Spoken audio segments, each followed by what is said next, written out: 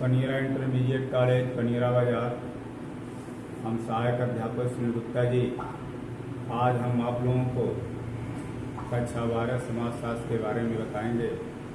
अध्याय का नाम है भारतीय समाज की जनसांख्यिकी संरचना। भारतीय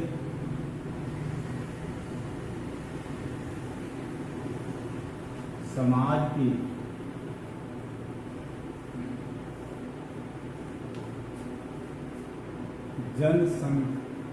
जनसंख्यांकी रचना।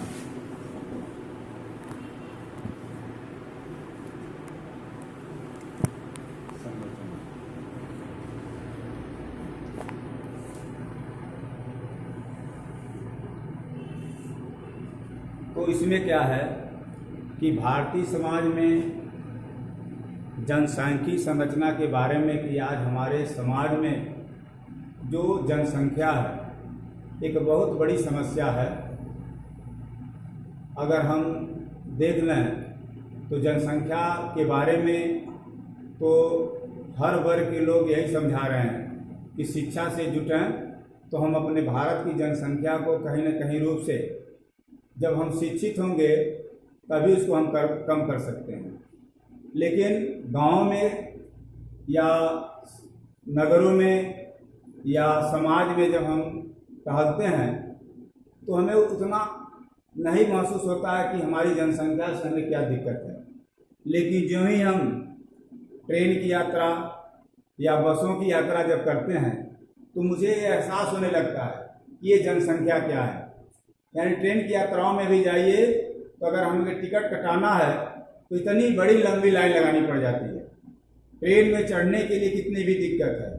एक दवा खाने में अगर दवा लेना है वहाँ भी कितनी दिक्कत है, कितने मरीज हैं, रोडों पर चलने में कितनी एक्सीडेंट यानी दुर्घटनाएं हो रही हैं। तो ये भारतीय समाज की जो जनसांख्यिकी संरचना है इसको मेंटेन करने के लिए समाजशास्त्रियों ने अपने अपने अध्ययन के बारे में अपने अपने विचारों को रखा। जैसे माल्थस ने भारतीय जनसंख्या के बारे में, जैसे माल्थस का जो सिद्धांत था, माल्थस की जनसंख्या संबंधी संरचना, यानी इन्होंने कहा कि भारत में जो भी जनसंख्या है वह जो है एक ज्यामितीय गणित जो गुणोत्तर श्रेणी के माध्यम से बढ़ती है। जैसे गुणोत्तर श्रेणी ज्यामिति में क्या है कि 2 है तो 2 के बाद आपका आ जाएगा 4, 4 के बाद आपका 8, 8 के बाद 16, 16 के बाद 32, 32 के बाद 64। यानी इस क्रम में भारत की जनसंख्या ये माल्थस ने अपने शोध में अपने विचारों में रखा कि इस तरह हमारी जनसंख्या भारत में बढ़ रही है। तो अब आप विचार कर लें कि जनसांख्यिकी संरचना में इतनी बड़ी तेज, जो कि वर्ष 2011 में जब जनगणना हुआ तो हमारे भारत की कुल जनसंख्या 121 करोड़ थी। अभी तो हुआ नहीं, फिर होने वाला है। तो इससे समाज में कहीं न कहीं एक हमारे सामने आर्थिक, सामाजिक या राजनीतिक या धार्मिक यानी हर क्षेत्र में ये हमें कहीं न कहीं दिक्कतें पैदा करती हैं। तो इसके लिए जनसांख्यिकी के प्रकार भी बताए तो उसमें बताया आकारकी जनसंख्या। उन्होंने लिखा आकारकी जनसंख्या।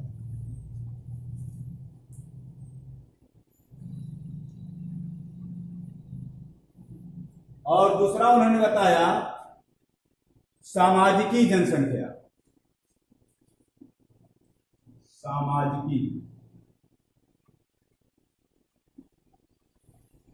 की जनसंख्या।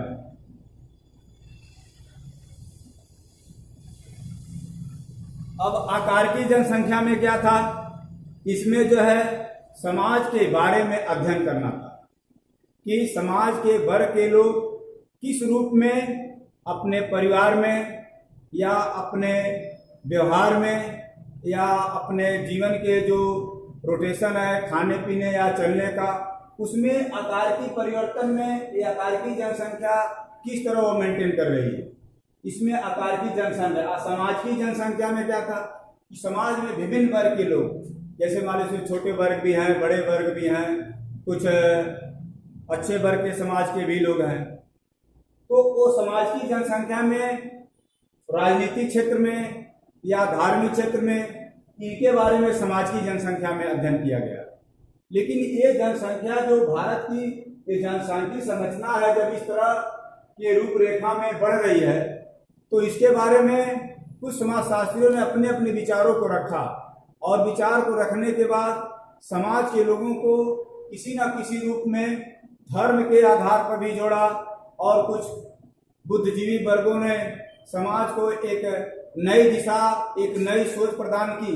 गवर्नमेंट ने तो भी इस पर ब्रेक लगाने के लिए तमाम तरह के प्रचार प्रसार किए।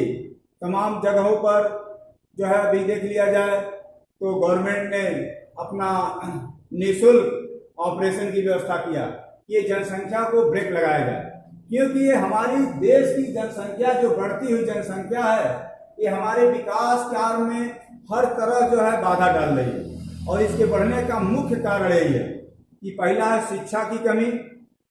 पहला हमारे समाज में शिक्षा की कमी है, दूसरा मनोरंजन का अभाव है, तीसरा अंधविश्वास है, चौथा गर्म जलवायु है, पांचवा आपका जो है कहीं न कहीं अभी भी अंधविश्वास और धार्मिक लोगों का अंदर अभी भी भावना बनी हुई है। तो ऐसे परिवेश में ये जो समाज की जनसंख्या थी, इसमें कहीं न कहीं जो एक सही रूपरेखा देनी है, समाज में एक नई सोच और नई दिशा प्रदान करनी थी, वह कहीं न कहीं सही रूपरेखा में नहीं हो पा रहा था। तो जनसांख्यिकी संरचना में आकार की भी वृद्धि हुई कि जब वर्ष 2011 में 121 करोड़, अभी वर्तमान में देख लिया जाए, जब जनगणना होगी तो फिर उसका आंकलन देखा जाएगा कि कितना तीव्र गति से बढ़ा। भारत यानी विश्व में चीन के बाद, जनसंख्या के मामले में विश्व में चीन के बाद भारत का एक दूसरा स्थान है। लेकिन इस पर ब्रेक लगाने के लिए तमाम योजनाओं का भी गवर्नमेंट ने संचालन किया। तरह तरह के लोगों को जागृत किया गया। गांव में नाटकों के माध्यम से या जो सामुदायिक जो है जिला अस्पताल केंद्र है, वहाँ जो एनएम जेएनएम है, उनके माध्यमों से गांव में जा करके प्रचार प्रसार करके इनके बारे में उनको नियंत्रण के रूपरेखा को भी बताया गया। तो ऐसी जनसंख्या में एक बार महामारी भी तो आई थी। तो महामारी में भी क्या था, महामारियों से भी कुछ जनसंख्या जो है हमारा कम हुआ। तो वर्ष 1920-21 में जब महामारी आई थी, यानी जो प्रथम द्वितीय विश्व युद्ध के बाद एक जो है इन्फ्लुएंजा नामक एक महामारी, जैसे आज भारत में एक कोरोना नाम से आया, इसमें कितने लोगों की जानें गई। अभी इसका ट्रीटमेंट सही रूप से गवर्नमेंट नहीं कर पा रही है। इस पर शोध किया जा रहा है कि इसका वैक्सीन बन जाए।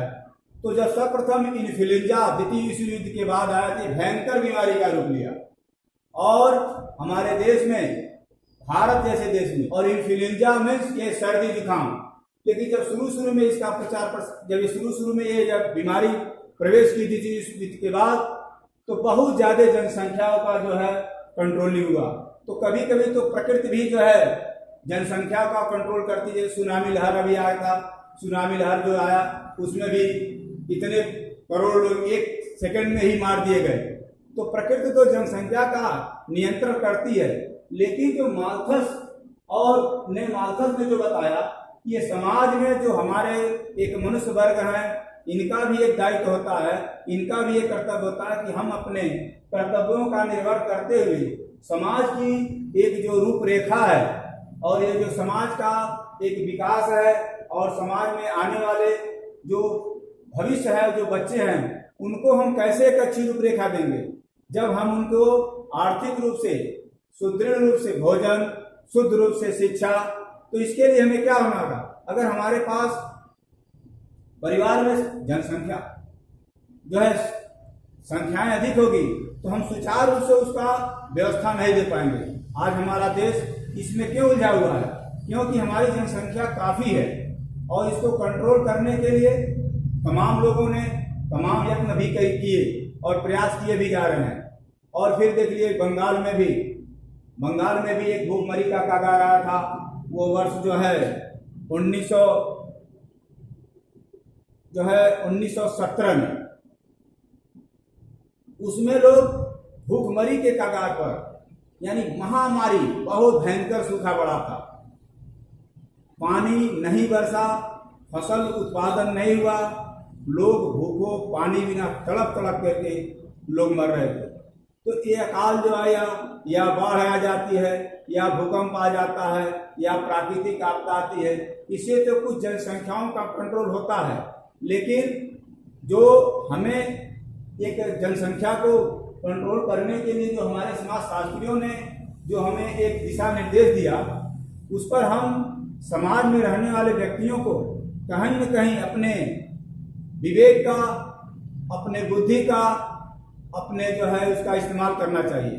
इससे हमारे समाज में एक सुंदर रूपरेखा बनेगी, और ये हमारा भारत देश, जो हमारा सरकार है, या वर्तमान की सरकार हो या पूर्व की सरकार हो, कोई भी गवर्नमेंट आती है तो इसका मेन उद्देश्य होता है कि हमारा देश धार्मिक, सामाजिक, आर्थिक, यानी आर्थिक रूप में विकास, यानी अर्थव्यवस्था अगर हमारी सही है तो हम समाज में हर तरफ से विकास कर सकते हैं।